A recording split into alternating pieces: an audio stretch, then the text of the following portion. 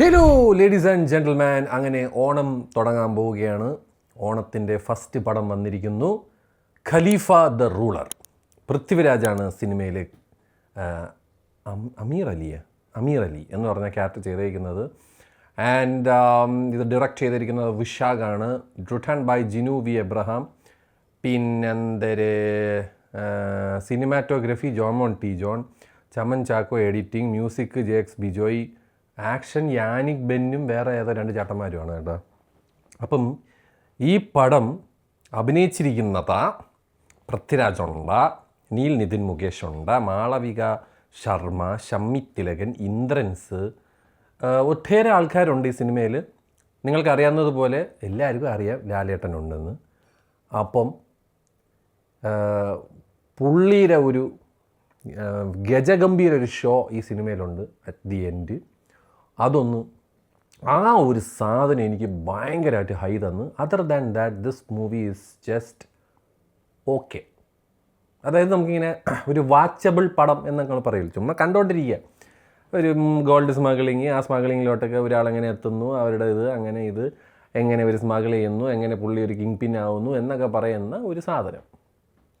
ഇതാണ് അതിൽ കുറേ ഫാമിലി എലമെൻസും കാര്യങ്ങളൊക്കെ ആഡ് ചെയ്ത് നമ്മൾ കണ്ട് മടുത്ത ടെംപ്ലേറ്റും സ്റ്റോറി ലൈനും പ്ലോട്ടും ട്വിസ്റ്റും ഒക്കെയാണ്. ഇതിൽ എന്താണ് പുതുമയെന്ന് ചോദിച്ചു കഴിഞ്ഞാൽ ഫൈറ്റ് കോറിയോഗ്രഫി കാര്യങ്ങളും ഫൈറ്റ് സീനുകൾ ഭയങ്കര രസമാണ്. ഇതിൽ എൻ്റെ ഫേവറേറ്റ് ആയിട്ടുള്ള ഒരു ഫൈറ്റ് സീൻ എന്ന് പറയുന്നതിൽ പൃഥ്വിരാജ് ഇല്ല. ഒരു വീട്ടിൻ്റെ അകത്തുള്ളൊരു പരിപാടിയാണ് അത്.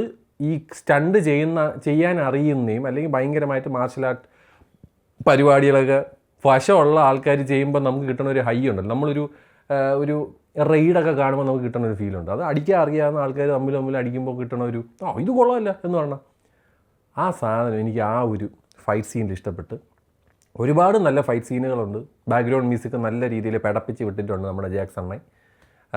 എഡിറ്റ് ആണെങ്കിൽ മൊത്തം കുറേ നോൺ ലീനിയർ പരിപാടിയൊക്കെ പിടിച്ചിട്ടുണ്ട്. പിന്നെ ഇതിൽ കാലഘട്ടം എക്സ്പ്ലെയിൻ ചെയ്യാൻ അതായത് ഇവർ പ്രസൻറ്റ് ലൈഫിൽ കാണിക്കുന്നത് എനിക്ക് മനസ്സിലായി. പുതിയ ഐഫോൺ, മറ്റത് ഈ പഴയ കാലഘട്ടം ഏത് വർഷമാണെന്നോ അല്ലെങ്കിൽ എവിടെയാണെന്നോ ഒന്നും അത് പറയുന്നില്ല. മനസ്സിലായില്ലേ? അങ്ങനെയൊക്കെ കുറേ കൺഫ്യൂഷൻ അവിടെയുണ്ട്. നോൺ ലീനിയർ പരിപാടിയാണ് അവർ പിടിച്ചേക്കുന്നത്. അങ്ങോട്ടും ഇങ്ങോട്ടും മനസ്സിലായി, പ്രസൻറ്റ് പാസ്റ്റ് അങ്ങനെയാണ് കാണിക്കുന്നത്. പൃഥ്വിരാജിൻ്റെ ലുക്ക് വേറെ ലെവൽ. ഈ പടത്തിൽ പുള്ളി ഭയാനകമായി കഷ്ടപ്പെട്ടിട്ടുണ്ട് ഫൈറ്റ് സീക്വൻസസിലൊക്കെ. പുള്ളിയുടെ പാർട്ട് നല്ല വൃത്തിക്ക് ചെയ്ത് വെച്ചിട്ടുണ്ട്.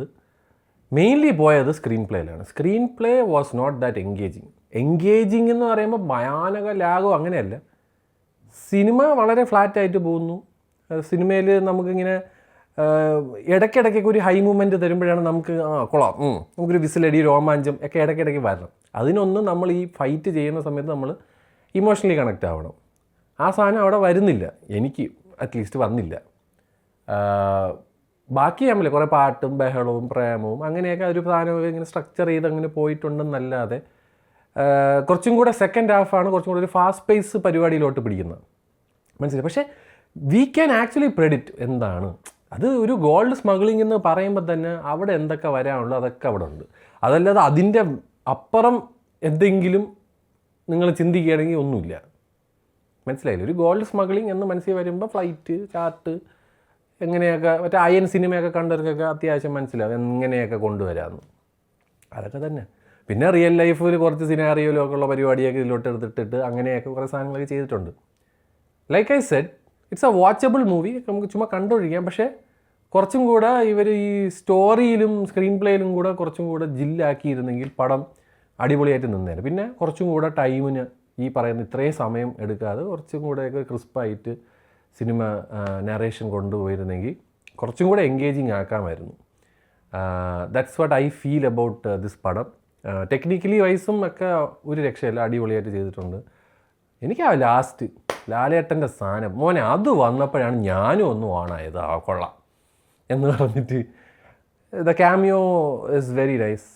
I kind of enjoyed. പുള്ളിയുടെ ലുക്കാണെങ്കിലും പുള്ളിയുടെ സ്വാഗ് ആണെങ്കിലും പുള്ളിയുടെ ഓറയാണെങ്കിലും ഇറ്റ്സ് വേറെ ലെവലിടെ. നിങ്ങൾ ഇത്രയും നാളും വന്നതിൽ എനിക്ക് കുറച്ച് ബെറ്ററായിട്ട് തോന്നിയൊരു ഓപ്ഷൻ ഒരു സാധനം അതാണ്. ഒരു സിമിലാരിറ്റി ഉണ്ട് ലൂസിഫറിലെ ലാസ്റ്റ് വന്നതുപോലത്തെ ഒരു സാധനം തന്നെയാണ്. But still I enjoyed that 6 minutes of that പടം. അടിപൊളിയായിരുന്നു, ഭയങ്കര രസമായിരുന്നു. ആ പുള്ളി വന്നാൽ ചെയ്യുമ്പോഴൊക്കെ നമുക്ക് എൻ്റെ മോനെ ഇതാണ് മോനെ പവർ എന്ന് നമുക്ക് ഫീൽ ചെയ്യും. ആ പവർ ഫീലിംഗ് നമുക്ക് ഇവിടെ വരുന്നില്ല. ഒന്ന് പുള്ളി ഒരു അത് ഞാൻ കഥയിലോട്ട് പോകണ്ടേ. അപ്പോൾ ആ ഒരു പവർ ഉണ്ടല്ലോ, അവരിങ്ങനെ വന്ന് നിന്ന് ഓരോ കാര്യം ചെയ്യുമ്പോഴൊക്കെ അത് അവരെ കൊണ്ട് അത് പറ്റും എന്ന് നമുക്കത് പറ്റും പറയുന്നൊരു സാധനം. ആ ഒരു കൺവിൻസിങ് സിനിമ ത്രൂ ഔട്ട് കിട്ടിയിരുന്നെങ്കിൽ കുറച്ചും കൂടെ ബെറ്ററാണ്. ഞാൻ സിനിമാറ്റോഗ്രഫിയൊക്കെ വേറെ ലെവലാണ്. ഇവർ പുള്ളി ലാസ്റ്റ് ക്ലൈമാക്സ് ഫൈറ്റൊക്കെ ചെയ്തേക്കുന്ന ആ ഒരു റെഡ് ലൈറ്റ് പരിപാടിയൊക്കെ സൂപ്പറാണ്. ലൈറ്റിംഗ് ഒക്കെ വേറെ ലെവലുണ്ട്. ജോമൻ ടി ജോണാണ് പുള്ളി, വേറെ ലെവലാണ്.